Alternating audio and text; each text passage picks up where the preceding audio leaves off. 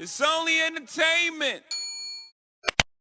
Welcome back to the Talking Hedge. I'm Josh Kincaid, capital markets analyst and host of your Cannabis Business Podcast. All right, today we're going to take a look at a pitch deck from Can Farm, Local Solutions, Global Impact. To help us do that, Katrina Glogowski, angel investor and attorney. Thanks for being on the Talking Hedge. Thanks, Josh. So Can Farm, they help people maintain optimal health, wellness in a sustainable way. We're going to grade these guys on our 7 tips to a successful investment deck. Number 1, are they going to identify the business plan goals? Number 2, do they know the investor audience? 3, are they going to understand the market, or at least tell us that they do? 4, we're looking for identifying needs and roadblocks. 5, what is their secret sauce? Number 6, will they introduce the team and products? And number 7, are they going to create a summary with a call to action? Let's find out. So, Can Farm, global human health is declining. So it kind of goes into 2, 4, 6, 8 bullet points. I would probably keep that, at about 3, if that, maybe a little infographic so that I don't have to read anything. And the presenter would then, give these points. So I think this is the problem statement, that the global human health is declining, and that they need to provide tools to manage their own health, but affordable ones. I'm assuming that's what they're going to be getting to. Let's see. All right. A unique approach to sustainable wellness. So this is the solution statement, that they are a highly innovative impact company bringing differentiated botanical products to health, wellness, and medical markets based on medicinal plant traditionally used by ancient civilizations. So they propose their solution here. Again, I would probably have like a little infographic down here that has like maybe a little map of Peru, a little science thing. Again, these are all, words are great. I think infographics are going to tell the story a little bit better than this paragraph. It is a little busy, but interestingly, they are proposing to sell over the counter. I don't know if you can sell cannabis over the counter in Peru. I'm going to assume they know what they're doing, but yeah, Let's see. Let's hope that they know.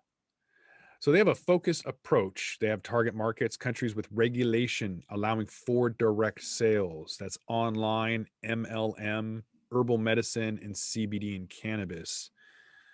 So when looking at priority markets, they're kind of clumping the UK, Germany, and the US, and looking at a $44 billion estimate by 2024.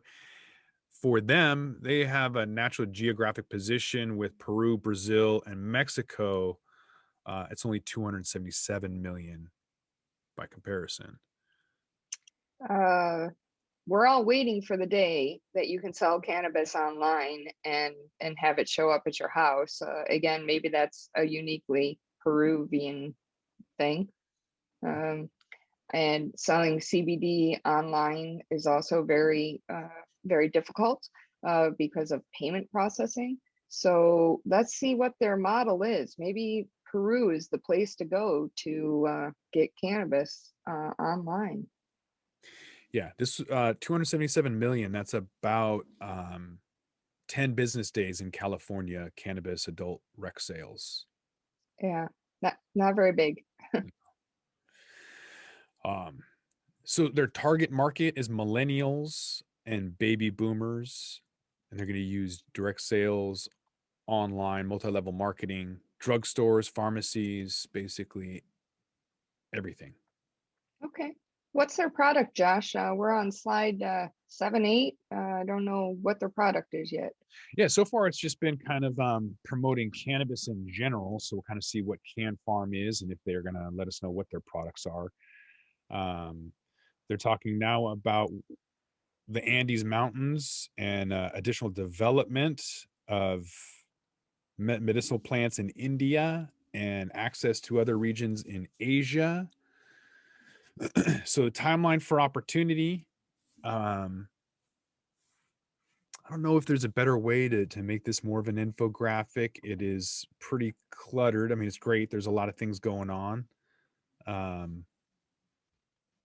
So partnership with natural wellness retail, launch of Impact CBD in the US. ingredient sales in Brazil. So a lot of progress. Interesting. So they have some competitive advantages here on slide 8 of 26. So competitive advantages being the climate and Cost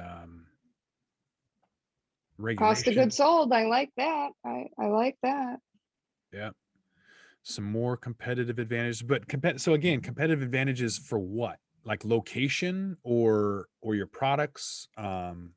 Still haven't gotten there yet. I just saw organic bananas as one of their products. I'm a little confused there. So their vision, we get to slide 10 here out of 26. Their vision is, which should be on like slide 2, I guess, or 1. Through their portfolio of products derived from medicinal plants, they generate a positive impact on the health and wellness of millions of people worldwide. Their purpose is to help people maintain optimal health and wellness. Okay, I still don't understand their product. I still don't know what they're doing. Yeah, that's what everybody in this industry is doing. So how, like, what are you doing? This is slide 10 here. Still don't know what you're doing. Finally, maybe we got some products. So a focused rollout in Peru. Looks like they have successful registration of cannabis products, commercial agreements in place. So yeah, this is what you need to lead on, like with slide like 2. Let us know what you're doing first, because getting halfway through there, you're going to lose a lot of people before you even get to this slide. And this appears to be oils, CBD and THC oils. So finally, okay, we got something.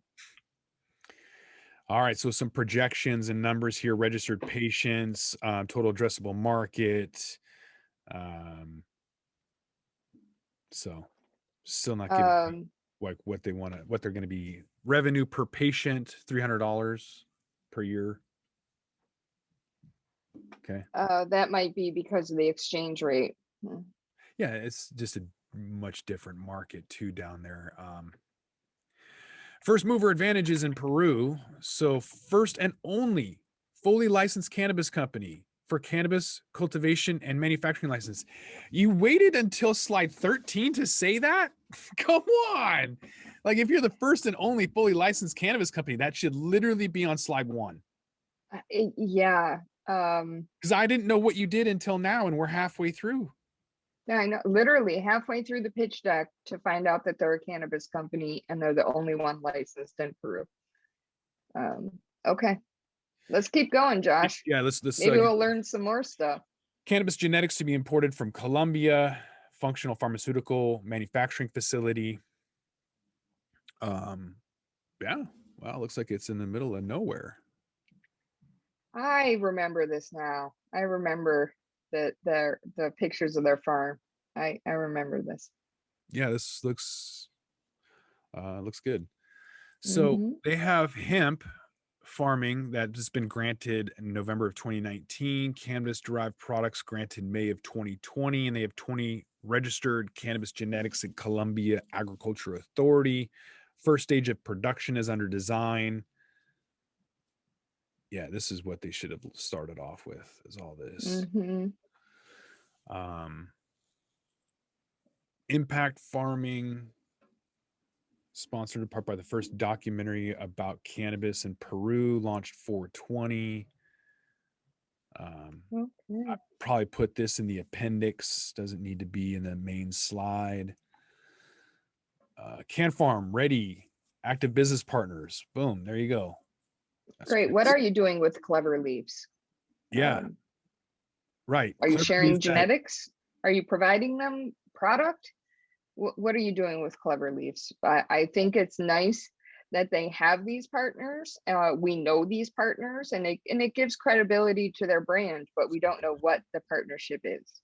Absolutely. Yeah. Clever Leaves, huge company in Colombia, a lot of clout, a lot of access to the European markets through Canada, or at least they did. Strong international and local network. So they mention some media companies, but not really like how they're working with them. So I'm not really sure why they're on here. Yeah, some of these companies are pay to play to speak. Yeah, absolutely. So Okay. So we get to their team, slide 20, get to their team. Some other advisors here. Shared X is a farming company founded by impact investing principles to incorporate social indicators.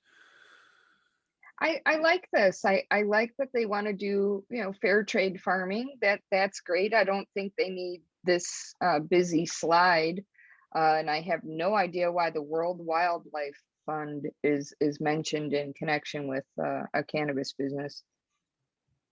Yeah, this kind of came out of nowhere. So if this is kind of a philanthropic nonprofit or something, I would maybe put this in the appendix, the kind of feel good, whatever. It's not really part of the business plan. And if it is, then maybe highlight that a little bit more. I'm not sure. I find this slide very confusing. They're a Peruvian farm company. Why do they reference the USDA organic certification? What Yeah. does that have to do with a Peruvian farmer? I don't know. I don't know what the World Wildlife Fund has to do with a cannabis company in Peru. This is just confusing me. Do you donate 10% of your profits to World Wildlife Fund? I don't know. Right. Let's keep moving, Josh. Yep. So pictures of their Shared X project and financial models. So revenues of 500,000. I'm assuming this is not in millions because I don't have any indicator. And I'm assuming that it's in US dollars, although that's a terrible assumption. So I don't know really what I'm looking at here, but the number revenues of going from 500,000 to 49 million in 5 years. If they're the only one, that's possible. If you can sell online, that's possible. Not on a Peruvian budget, you're not getting $49.9 million. So tell me, are you getting to Canada? Because I didn't see that anywhere. Yeah. Well, maybe that's their partnership with Clever Leaves. Wow. Yeah. Okay. So Oh, a raise. Yay. they're looking for 5 million US for Series B with a pre-money valuation at 25 million. Like, woo. Maybe in 2018, that pre-money valuation is rough right now with investors trying to pitch them that you're worth 25 million without making any sales. You better back that up with property, plant, and equipment. Well, we did see a slide of their farm, and we did see people in lab coats, so maybe they are operational. They did show us a product. I don't remember seeing actual sales except for the last slide that they had income. So I assumed that there's sales, but I don't know what those sales were. Was it THC or CBD? Mm-hmm.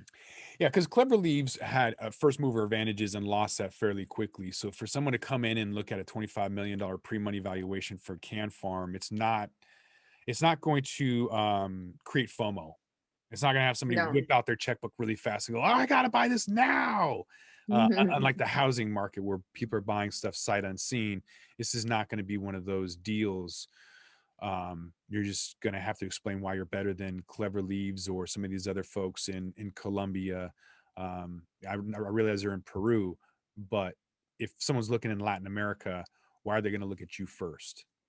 Right. So closing summary, highly innovative impact company bringing differentiated botanical products to health, wellness, medical markets based on medicinal plants.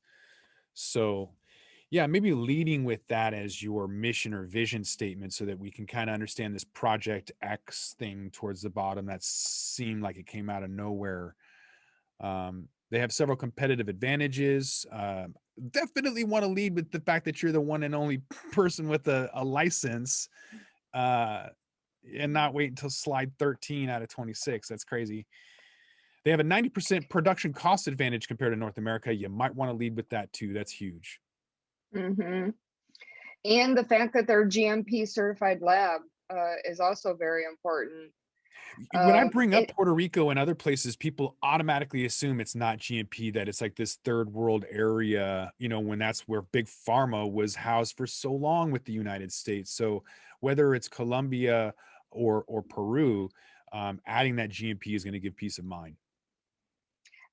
Agreed, because that's an international standard note that everybody can understand. Josh, I don't even want to go through the 7 tips here. I would rather spend our time giving some constructive feedback. I think your pitch deck is too long. I think it's too busy. As you said, Josh, there's way too much text, and some infographics would give this a little bit more panache. You could theoretically cut the first 10 pages out of this pitch deck, because your message is lost. And it took, I think, page 13 before we even realized that you were a cannabis company. Why are you talking to me about organic bananas? And why are you talking to me about the World Wildlife Fund? I would come out of the gate and say, we are the first, and possibly at this time, the time of this pitch deck, only licensed cannabis producer in Peru. I would just come out of the gate with that. And then I would drive that home. Market dominance, cost of goods sold, competitive advantages. Number one, there's no competition if you really are the first and only. And then I would spend some time fleshing out your distribution. I can only assume that your partnership with some of these companies that you mentioned, some of the other big players in Latin America, is for distribution. And so I would flesh that out a little bit. I would spend some time explaining to us what the relationship is. And if it is solely that you are getting your genetics from Colombia, that is not really a partnership. You are a customer of these other companies, and you did not give the investor enough information to decide what to do. And then the last thing is your financials. I applaud the inclusion of financials. I really do. But I don't know if we're talking about US dollars or Peruvian dollars. And you are seeking a US investor, and you never once indicated the benefits or the risks of a US investor investing in a Peruvian cannabis company. Are there tax advantages? Are there drawbacks? How do I get my money out? Am I legally allowed to own this company, own shares of this company?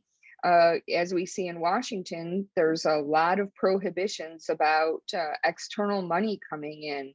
So a little slide, info slide about that, and that one can be text heavy because it's just going to be a disclaimer of sorts. But other than that, I like the logo. Yeah. Yeah. Ultimately, if you give somebody this deck, most investors aren't going to make it to slide 15 to find out what you do. So yeah, all good advice. I think it's a great opportunity that this company has. But this deck is going to need to be revamped in order to find what that opportunity is. It is a diamond in a mine, and it needs to be cleaned off a little bit. Like you said, get rid of the first 10 slides or whatever, get to the meat and potatoes of it. You reduce the text heaviness of it. So you're going to have to get some infographics and clean that up a little bit. I think there's a lot to offer there. Especially considering your pre-money, you're going to have to clean this up and make it just shine the competitive advantages that you have. So that's our advice. That's what we're going to leave it with. So let's roll this one up. I want to thank my guest, Katrina Glogowski, angel investor and attorney. Thanks again for being on the Talking Hedge. Thanks, Josh. I'm Josh Kincaid. This is the Talking Hedge. Don't forget to like, share, and subscribe, or don't. And I'm out. Don't forget to smash that like button on your way out and check out these other videos that we've got.